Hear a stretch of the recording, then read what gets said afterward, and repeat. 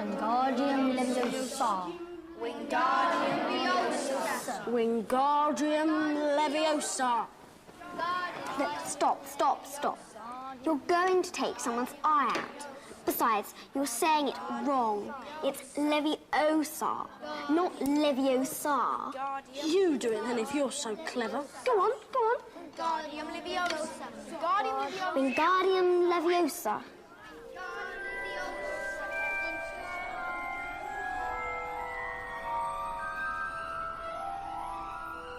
Oh, well done! See here, everyone. Miss Granger's done it.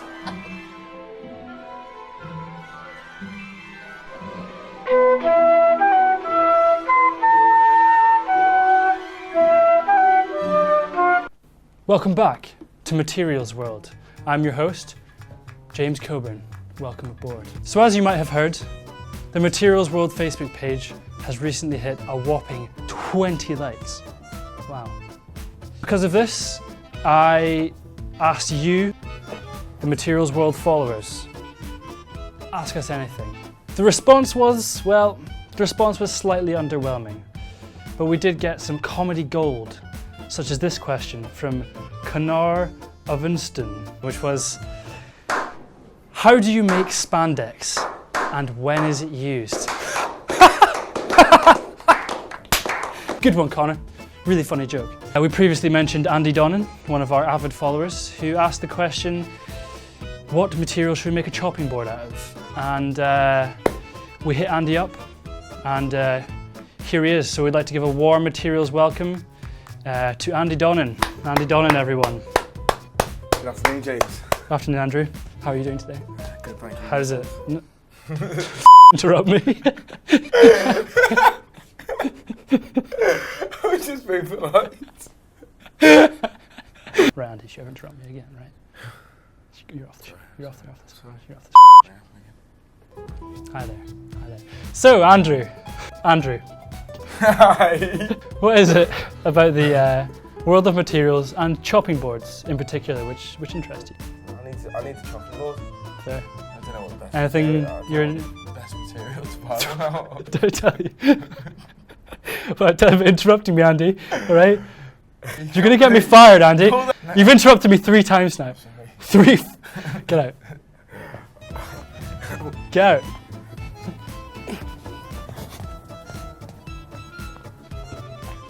Ow! Hi there. Both the spandex and the chopping board are a fascinating area of materials which are called polymers.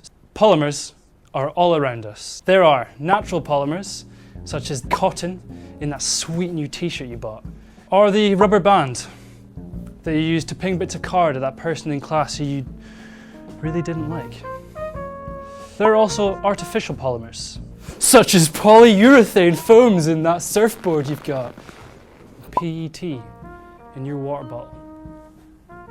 Polymers are long-chain, usually organic compounds, which are formed when short-chain monomers undergo a reaction called a polymerization reaction, which means that all the little constituents of monomers join and create one big long molecule. It's pretty cool. As a result of this, polymers have very high molecular weight when compared to other short-chain molecules, which gives it a few unusual properties such as a high toughness. Toughness, in a general sense, is just the amount of energy which a material can absorb before it fractures. The order which these monomers fit into the large-scale polymer have dramatic impacts on the properties. There are 2 main types of this. There's a homopolymer, which means there's just one monomer the whole way through the chain. So to take polyethylene for an example, which is the most common polymer in the world. This is formed from the joining of ethylene molecules. So the ethylene molecule, which looks like, not that, which looks like this, this double bond in the middle will open up. This allows another ethylene molecule to join on and fill this empty bond. And this will continue to happen in a polymerization reaction until you have the full long-scale polymer chain. Another type of polymers, the copolymer, as I mentioned. A copolymer contains 2 or more different types of monomer which join to make one long chain polymer. But the order in which these monomers join together also have dramatic impacts on the properties. A type of copolymer is the alternating copolymer, which means that you have usually 2 types of monomer. So pretend you have polymer A and polymer B, right? In an alternating copolymer, you will have the pattern A, B, A, B, A, B, etc. throughout the entire long chain molecule. To put that differently, imagine I actually had any friends here in the studio. Andy, come here and hold my hand. So if you copy and paste this image of me and Andy over and over again, this is in essence what a copolymer would look like. A, B, A, B, A, B. You're going to edit that bit. Yeah, I'm going to edit that bit. It's not going to be the 2 of us stood here. A, B, A, Yeah, no, B. and then like copy you. Yeah, your hands are sweaty, Andy. Your arms are sweaty. You could have a random copolymer, which means that there's a random order of me and Andy. So it could be me, Andy, me, Andy, Andy, me, Andy. Me. Or it could be any other variation on the sort. There are also other types of copolymer configurations, such as block copolymers and statistical copolymers, but I will not get into them in this video, unfortunately. So we now have our long chain polymer, and this polymer can be of 2 types. It can either be a thermosetting polymer or a thermoplastic polymer. A thermosetting polymer is a polymer which you heat up once and you mold it into shape, and once it cools down and it solidifies, if you heat that up again, it will not turn into a liquid again, you cannot remold it. A thermoplastic polymer, on the other hand, you can heat it up after molding and reshape it and then cool it down and it'll be a new shape, and you can repeat that as many times as you want. So the difference between these 2 polymers is that the thermosetting polymer, once you heat it up and let it cool down, you get crosslinks in between the long chains. These crosslinks are chemical bonds, and they can be, one example of this chemical bond would be a sulfide bridge. This makes thermosetting polymers much more suitable to high temperature applications such as the electronics industry or the car industry. But on the other hand, it means the design is less flexible, so once you've got it in that shape, you're stuck and there's nothing you can do about it. Thermoplastic polymers, on the other hand, when you heat them up and you cool them down, they will solidify. But if you heat them up again, they will soften and you can push them around and reform them into any shape you want.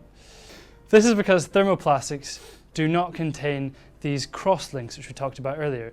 So there is nothing when you heat it up to stop the polymer chains moving past each other, whereas in the thermosetting polymers, when you heat it up, they still have the crosslinks, so these polymer chains are stuck together. If we think about Andrew's chopping board scenario, what do we have to do with the chopping board? We have to put it through a dishwasher and heat it up, and we wash it. So when this happens, we don't want it to bend out of shape. For this, I would recommend we either use a thermosetting polymer. We could also use a thermoplastic polymer that has a high melting point.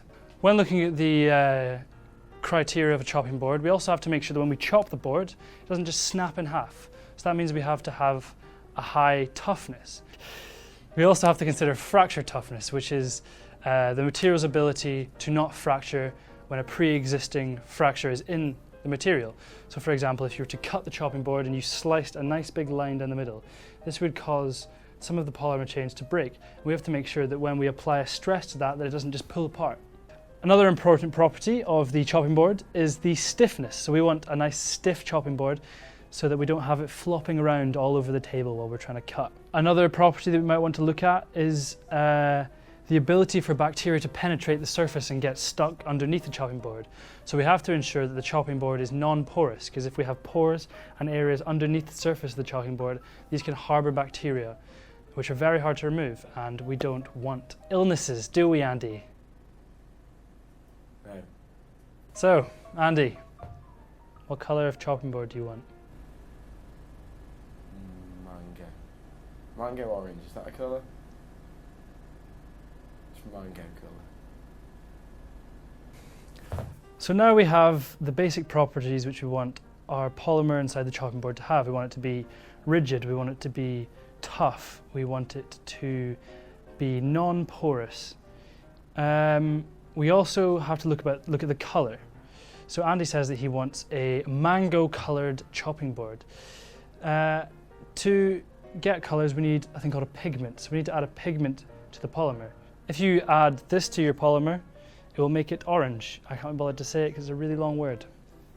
Weighing up all of the properties, I've come to the conclusion that we should use ultra high molecular weight polyethylene. This is because it has excellent mechanical properties and it matches all of the precursors which I said before.